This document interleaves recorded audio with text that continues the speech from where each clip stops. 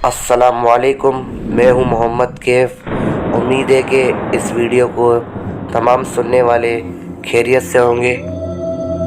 दोस्तों, इस दुनिया में जैसे इंसानों की नस्लें होती हैं, उसी तरीके से जिन्नात की भी काफ़ी इकसाम होती है। फिर वो उसी तरह से इंसानों की लाइफ में बहुत सी प्रॉब्लम्स क्रिएट करते हैं। तो चलिए दोस्तों, वाक़ये की तरफ बढ़ते हैं। ये वाक़या हमें कराची के इलाके मलीर से हमारे एक बहुत ही अज़ीज़ दोस्त ने भेजा है। दोस्तों, इससे पहले अगर आपने हमारा चैनल सब्सक्राइब नहीं किया है तो प्लीज़ हमारे चैनल को सब्सक्राइब कर दें और बेल आइकन को प्रेस कर दें ताकि हमारी आने वाली न्यू वीडियोस का लिंक आप तक पहुंच जाए। ये वाक़या जिनके साथ पेश आया है उन्होंने बताया, मैं कराची मलीर में रहता हूँ। ये गुज़िश्ता चंद माह पहले मेरे साथ ये वाक़या पेश आया है। उनका कहना था कि जिस एरिया में मैं रहता हूँ उसी एरिया में मेरे काफ़ी सारे दोस्त रहते हैं। तो हमारा रोज़ का माहौल था कि हम रोज़ रात को इकट्ठा होकर गैदरिंग लगाया करते थे। तो क्योंकि सारे दोस्त करीबी थे तो देर रात तक एक मखसूस एरिया में बैठ के गपशप लगाया करते थे। जिस एरिया की साइड पे हम लोग बैठा करते थे गैदरिंग लगा के, वहाँ पर एक 2 मंजिला बिल्डिंग बनी हुई थी। तो वो बिल्डिंग काफ़ी महीनों से खाली थी और सुनने में ये आया था कि उस बिल्डिंग में कोई असरात हैं, तो इस वजह से जो यहाँ रहते थे वो इस बिल्डिंग को छोड़कर चले गए। दोस्तों, सुनने में ये आया था कि उस घर में किसी का कत्ल हो गया था और तब से वो घर खाली हो चुका है। यहाँ पर असरात थे और कोई भी यहाँ पर रहना पसंद नहीं करता। तो माहौल के मुताबिक हम सारे दोस्त उसी घर के नीचे बैठा करते थे। वो कहते हैं कि एक रात जब सारे दोस्त अपनी अपनी बातों में मसरूफ़ थे तो एक दोस्त ने कहा, यार मुझे ऐसा लग रहा है कि सामने वाले घर की बैल्कनी में कोई खड़ा हुआ है। सारे दोस्तों ने जब उस घर की जानिब गौर किया तो वाकई लग रहा था कि कोई वहाँ पर खड़ा हुआ है। जैसे ही सारे दोस्तों ने वहाँ देखा तो वो कुछ ही टाइम में वो चीज़ अचानक से गायब हो गई। तो हमने कहा, ये कैसे हो सकता है? ये घर तो काफ़ी टाइम से बंद है, तो यहाँ पर कौन अचानक रहने आ गया? तो हमारा एक दोस्त था, वो बहुत ही हंसी मजाक करता रहता है। तो उसने ज़मीन से एक पत्थर उठा के उस घर की बालकनी की तरफ फेंका। जैसे ही उसने वो पत्थर उस बालकनी की तरफ फेंका तो रिटर्न में एक और पत्थर आके हम लोग की जानिब लगा। हम लोग को रात का काफ़ी टाइम हो रहा था और हमारे अलावा उस एरिया में और कोई भी मौजूद नहीं था जो हमें पत्थर मारता। और फिर मेरे दोस्त ने एक पत्थर उठाया और फिर उसी पुरअसरार घर की जानिब फेंका और हम सब फिर अपनी अपनी बातों में मसरूफ़ हो गए थे। 3 से 4 मिनट गुजरे होंगे तो फिर उसी जानिब से एक और पत्थर आके हमारी तरफ गिरा।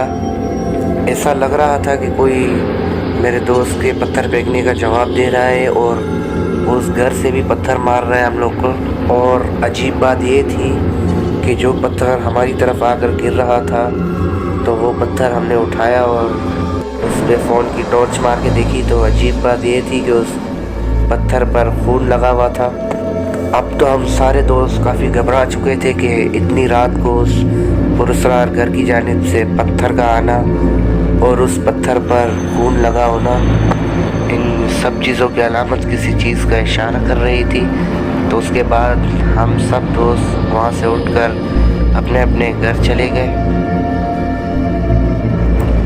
हम लोग घर जाने के बाद मेरे एक दोस्त ने रियलिटी शो के टीम को कॉल कर दी और उस घर की लोकेशन दे दी जिस घर में मर्डर हुआ था। तो 4 दिन गुजरने के बाद एक मशहूर रियलिटी शो की टीम हमारे एरिया में आ गई और वो लोग उसी घर में जाके इन्वेस्टिगेशन करने लगे। जब रियलिटी शो वाले हमारे एरिया में आए तो काफ़ी सारे लोग उस घर के आगे जमा हो गए।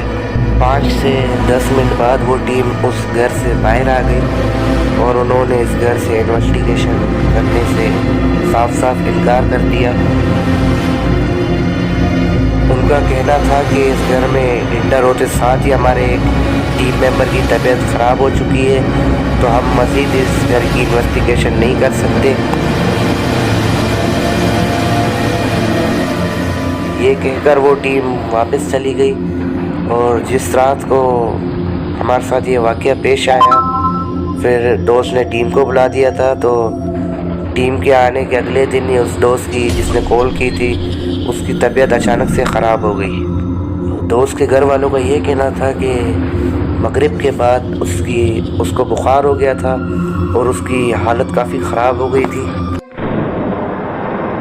کہنا یہ تھا کہ بخار کی شدت اتنی تھی کہ وہ اپنی آنکھیں بھی بالکل نہیں کھول پا رہا تھا۔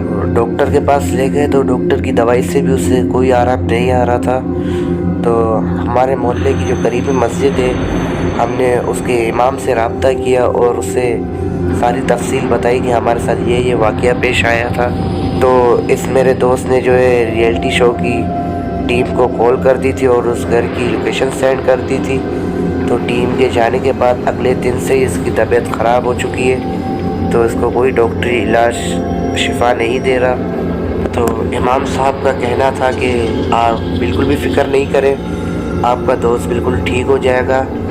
اس نے غلطی کی ہے کہ اس پراسرار گھر کی لوکیشن سینڈ کر کے اور اس ٹیم کو کمپلین کر دی، اور اس گھر کی موجود پراسرار مخلوق نے اسی وجہ سے اس کو نقصان پہنچایا ہے۔ امام صاحب نے فرمایا کہ آپ میں سے کوئی 7 دن تک اس لڑکی کے ساتھ بیٹھ کر اور اس کے کانوں میں سورہ رحمان پڑھیے۔